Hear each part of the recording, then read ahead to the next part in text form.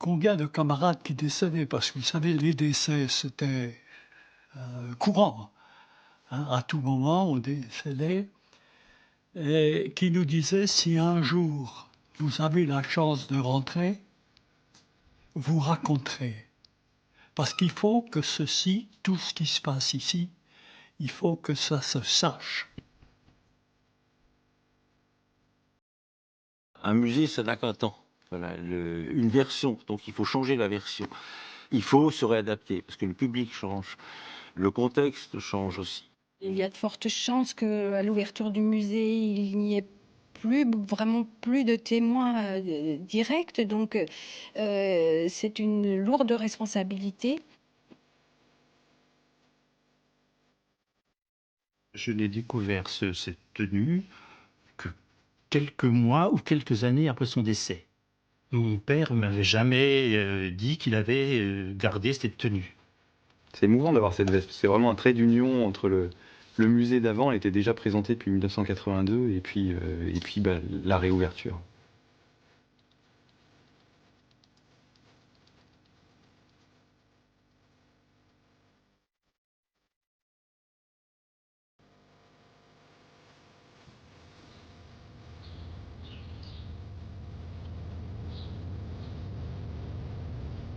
Le musée de la Résistance et de la déportation de la Citadelle est resté le même pendant 38 ans. Un musée parfait pour beaucoup. Le musée des déportés et des résistants qu'il avait voulu et qui souvent le faisait visiter. En janvier 2020, l'exposition est démontée, les objets enlevés des vitrines, parmi eux la veste du déporté Pierre Schauffel. Tiens. On va la plier provisoirement avec un papier de soie, et puis on va la mettre en caisse, et on va la monter dans nos bureaux là-haut pour procéder au récolement, à savoir constater son état. Tu veux la mettre en repli par-dessous? Ça reste fragile, donc on va en prendre bien soin. On la replie en deux.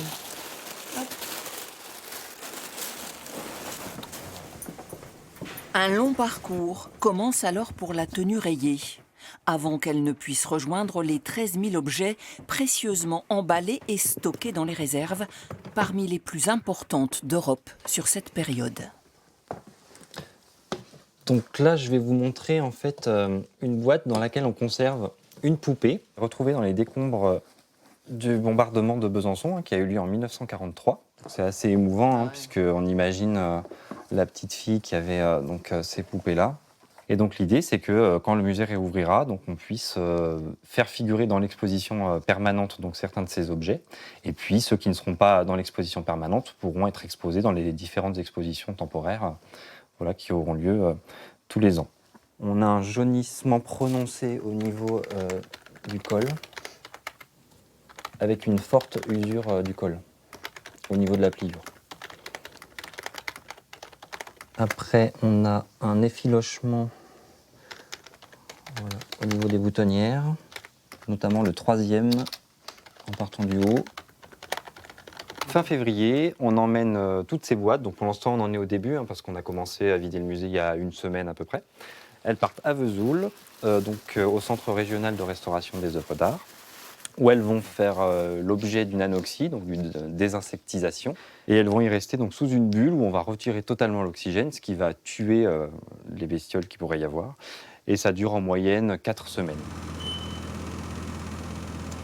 Alors hier, nous étions à 20,9% d'oxygène dans la bulle et à présent, on est à 0,4%. Et donc, on va descendre à moins de 0,1%. Tout va disparaître. Tout sera recyclé, tout, même nous. Simplement, nous cherchons à retarder ce moment pour ces objets qui sont des témoignages très précieux. Donc, c'est un mouvement naturel de recyclage, mais il est ralenti pour la bonne cause, le témoignage et la connaissance historique des événements qui sont présentés au sein du musée.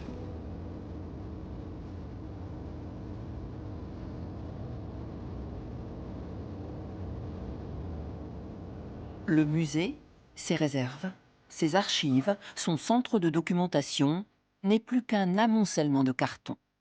On transporte bien sûr des bureaux, des armoires, des chaises, des ordinateurs, mais tout ça, ce n'est pas le plus précieux. On transporte des collections et on a ce souci de la préservation. C'est un moment éminemment dangereux de ce moment de déménagement parce que assurer la préservation dans un lieu clos, c'est une chose, mais assurer le transit vers un autre lieu et s'assurer que dans cet autre lieu, les collections seront bien préservées, c'est une grosse responsabilité pour un conservateur. Ce déménagement marque aussi le début d'un long travail de conception de ce que sera le nouveau musée. En fait, la première, elle sera là. Donc normalement, celle-là, sera un peu en décalé. Car la fermeture et la réinstallation provisoire dans l'ancienne école Ronchot vont être l'occasion de réflexions sur la transmission de l'histoire. Une nouvelle grande collecte est lancée à travers toute la région.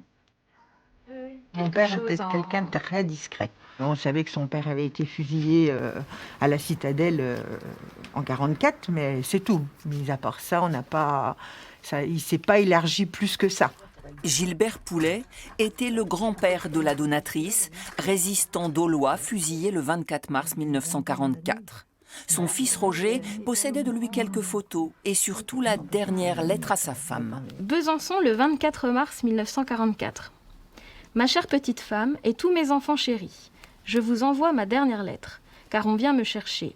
Je vous dis adieu à tous et à toutes.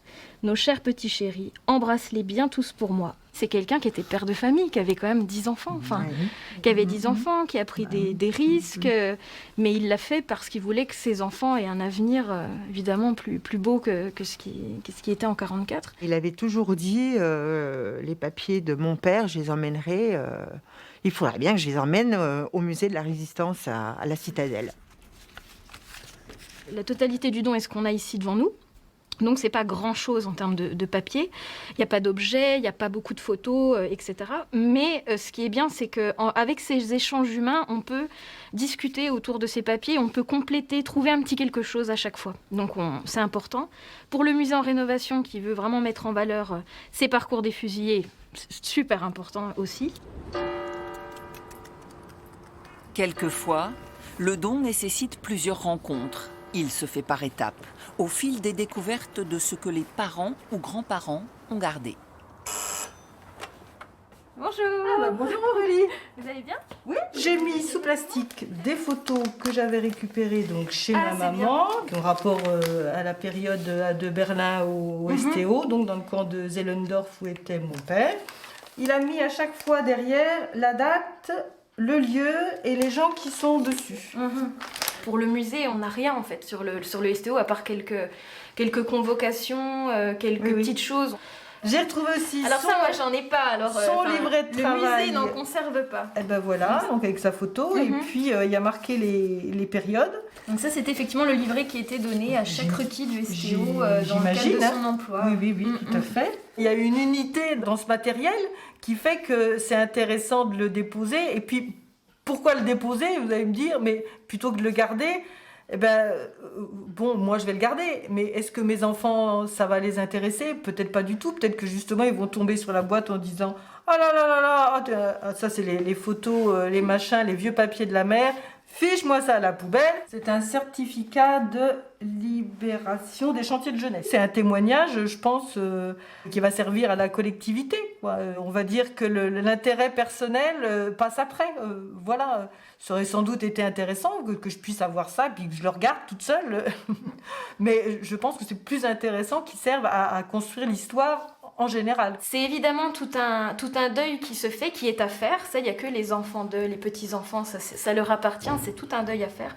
Mais en même temps, ils ont les pleines capacités de travailler là-dessus et puis de revenir sur leur propre histoire qui va d'office, en fait, selon les documents, nous intéresser, nous, pour la grande. Et du coup, il est parti directement dans les chantiers de jeunesse. Partout dans les greniers ou au fond des armoires, des boîtes attendent sans doute encore que des descendants de déportés ou de résistants les ouvrent.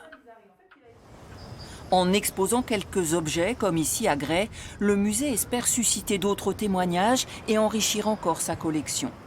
La prothèse, les petits rivets. Quand on a vidé notre maison à QC-sur-Lisant, là, J'ai rassemblé les affaires, la prothèse du papa. C'est sa faux, c'est tout ce qui était un petit peu du papa, quoi. Puis un jour, j'ai décidé, j'ai demandé aux autres, à mes frères et sœurs, qu'est-ce qu'on en fait? Parce que franchement, on savait, son carnet était chez l'un, la médaille était chez l'autre. Enfin, je me dis, ça va tous disperser. Mais c'était mon père, voilà. Le père de Colette, sergent, est fait prisonnier en juin 40. Blessé, les Allemands l'amputent de son bras gauche. Sa prothèse et son carnet journal seront exposés dans le nouveau musée. Papa, son petit livre, il l'a toujours préservé bien proprement dans le secrétaire. Non, c'était pas dans les greniers du tout.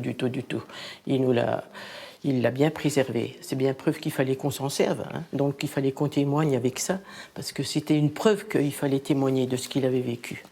Quand on donne, c'est vraiment une action de donner du sens, la vie qui renaît. Tout d'un coup, ça renaît, oui, ça a une histoire, et puis ça rejaillit, et puis son histoire à lui, elle va être honorée. Colette est la 1523e donatrice du musée. L'objectif de la nouvelle collecte est aussi de convaincre que le temps est venu de placer en lieu sûr tous les témoignages laissés par les acteurs de l'époque. Donc ça, c'est une photo de papa qu'on retrouve là-bas en 1946, donc une année après son retour. Le père de Christiane, résistant, déporté au camp d'Orienenburg-Sachsenhausen, est mort en 1995. Depuis, sa fille conserve tout ce qu'elle retrouve sur son histoire. À un moment donné, on se dit que nous, il peut nous arriver quelque chose aussi, que vont devenir tous ces témoignages. Après cette exposition, je sais que je vais faire cette démarche de transmettre ça au musée de Besançon. Donc voilà, c'est à moi de faire le travail du devoir de mémoire.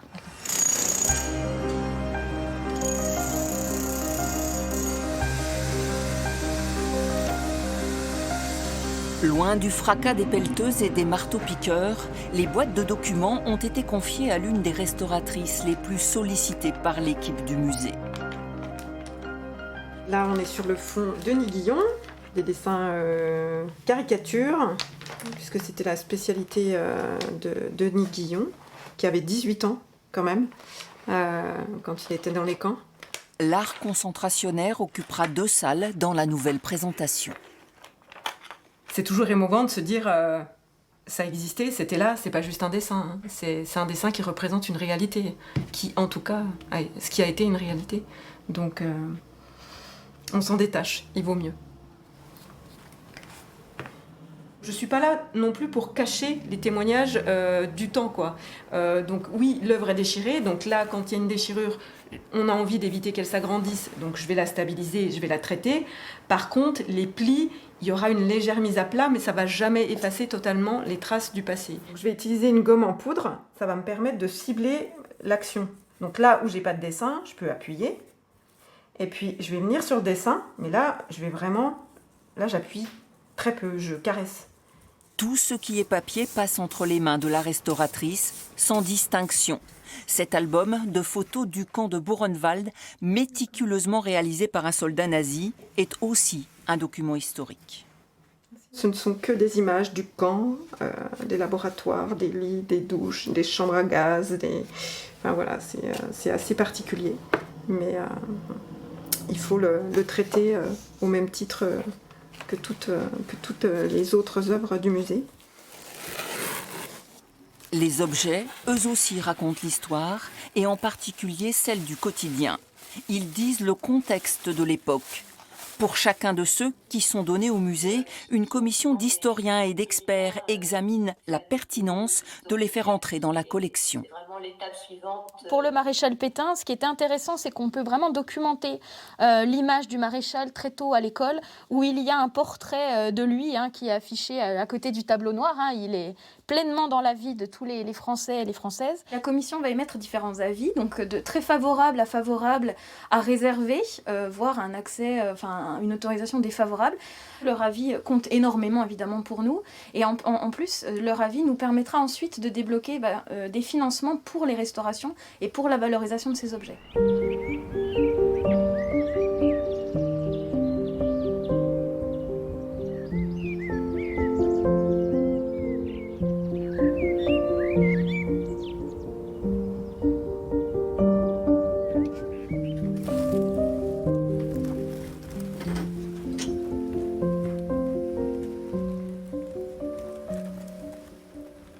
le cas de la veste de Pierre Schoeffel, certaines boutonnières sont localement usées et le fil a disparu.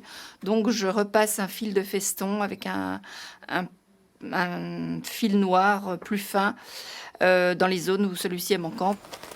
Notre intervention doit être minimale et elle est réversible, c'est-à-dire qu'on doit pouvoir la retirer sans dégrader l'objet. Pour moi, le travail sur un objet, quel qu'il soit, c'est vraiment un voyage dans le temps à la rencontre des hommes et des femmes qui l'ont et fabriqué, et porté, et réparé.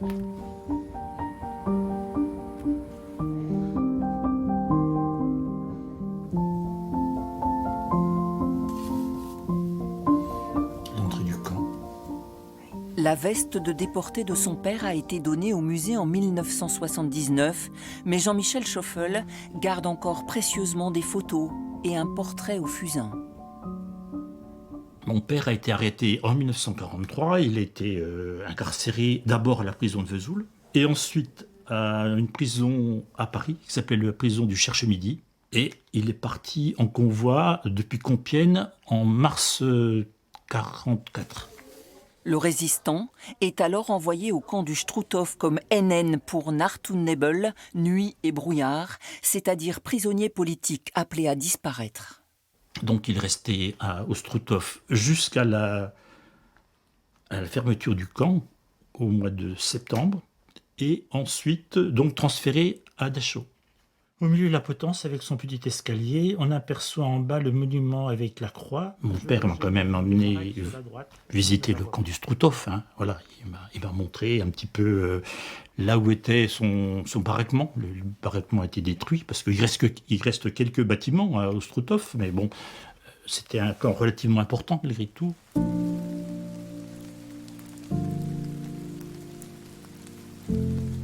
En 1965, l'un des baraquements du camp devient un musée, auquel on adjoint en 2005 le Centre européen du résistant déporté. Ici, effectivement, après ce qu'on a lu dans les livres, après ce qu'on a éventuellement vu dans des documentaires, on peut vraiment s'apercevoir, toucher du doigt ce qui s'est passé ici, le tragique, l'horreur, la douleur, l'effort, la mort. On nous a fait rentrer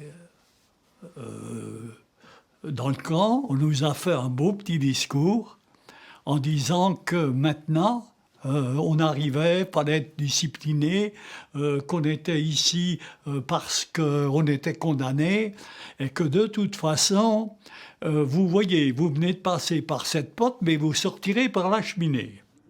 Comme Pierre Schoeffel, Pierre Rollinet a été déporté au Struthof, classé lui aussi NN. Pendant des années, il a accompagné à Besançon et en Alsace les historiens dans leurs travaux de recherche, infatigable témoin jusqu'à sa mort au printemps 2022, à presque 100 ans. Au bout de 5 semaines, j'avais perdu 25 kilos. À la pelle, la pioche, je travaillais sans arrêt, j'avais perdu 25 kilos. Ben, on n'est quand même pas tellement bien. Hein. Il faut dire, le camp, c'est quand même fait pour éliminer. D'autant plus qu'on était NN.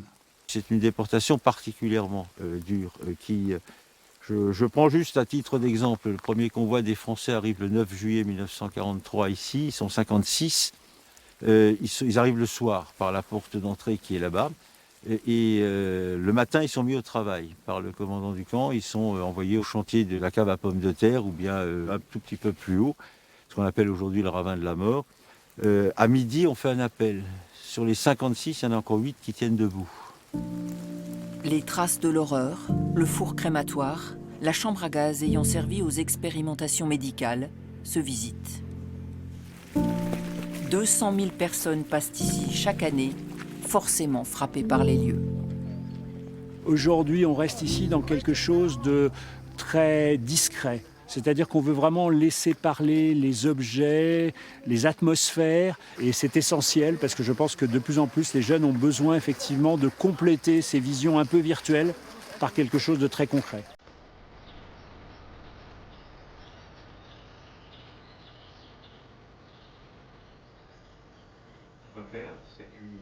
10 ans que l'équipe du musée réfléchit à sa métamorphose. Alors, dans la dernière ligne droite, au moment de finaliser les textes qui accompagneront les objets exposés, chaque mot a son importance.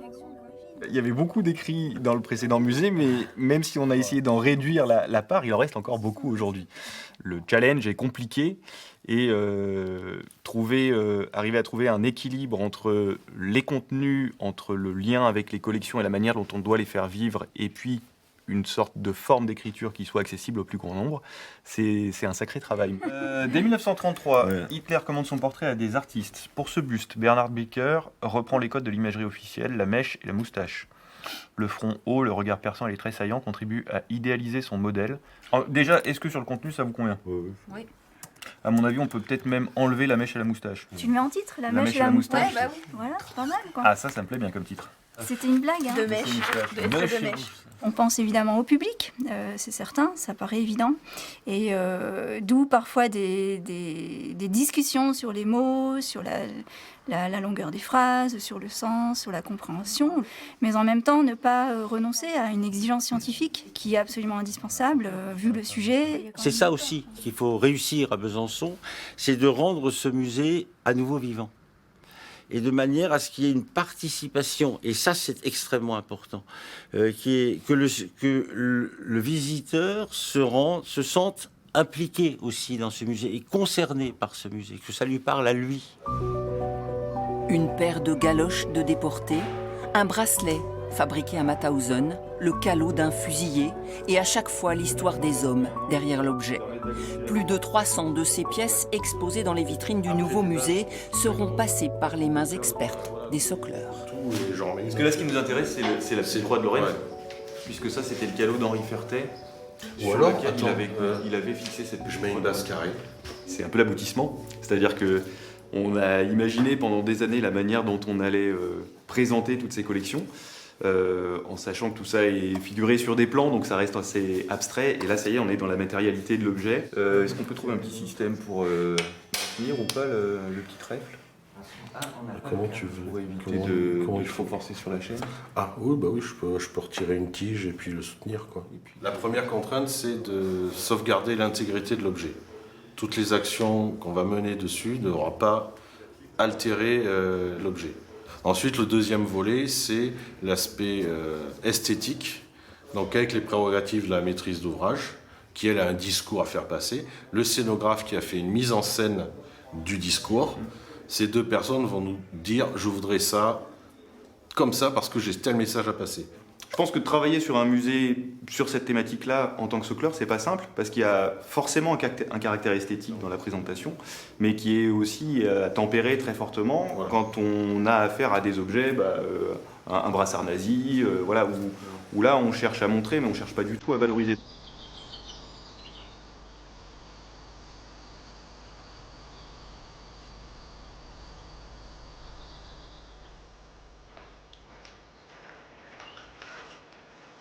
Après, s'il faut, on fait en angle.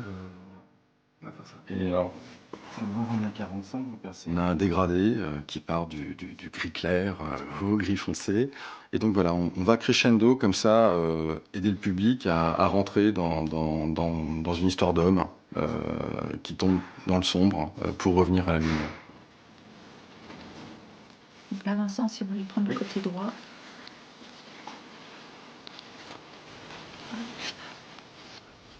On est bien parvenu à avoir l'aspect conservation et puis le corps amaigri en même temps, parce que c'est vrai que c'était nécessaire de ne pas avoir un mannequin comme les autres.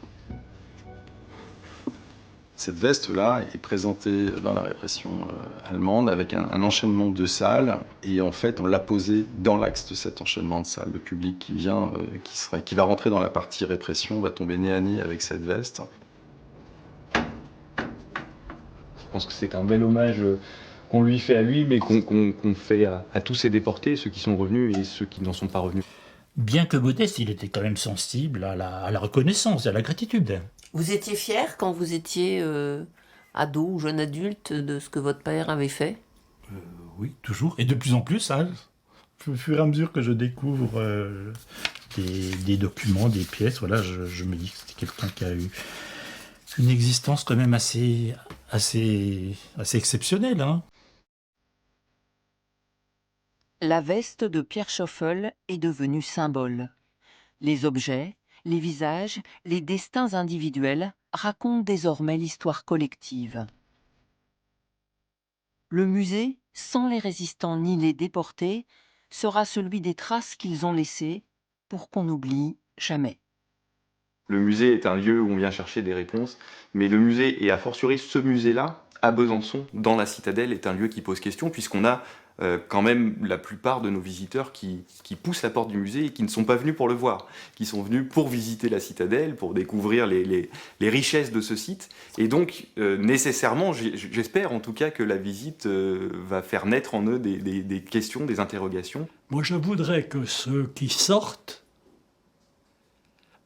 sachent que on a mis des hommes et qui ne se sont jamais découragés, qui ont toujours été humains, qui ont toujours, malgré les souffrances, malgré tout ce qui pouvait nous arriver, on a trouvé, donc je disais, cette fraternité, cette solidarité.